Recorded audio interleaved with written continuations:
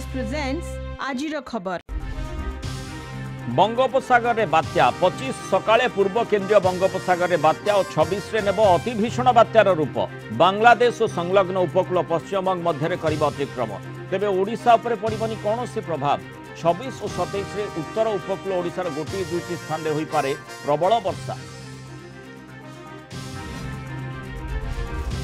निर्वाचन सभारे आसाम मुख्यमंत्री को पांड्यान को टार्गेट किभली भाषा कहिबे ओडिशावासी ठारू संस्कार शिखिबा परामर्श गुरु का गुरु सह काम करथिबा नै चेतेइले नवीन का प्रति बीजेपी नेता असम्मानजनक मंतव्य नहीं बर्षिले कहले बैलेट रे राज्यवासी देबे जवाब।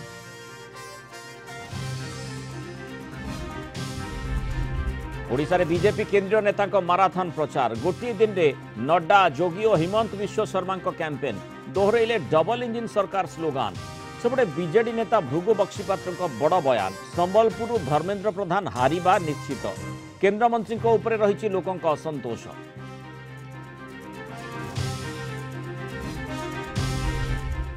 तृतीय पर्याय निर्वाचन पर सरिला प्रस्तुति 6 सांसद 42 विधायकों भाग्य निर्धारण करेंगे 94,48,000 भोटर 10,551 बूथ रे मतदान शांति श्रृंखला निर्वाचन पर 121 कंपनी सीएपीएफ मुतयन सेपटे मतदान पूर्व बूथ मुहा पोलिंग पार्टी।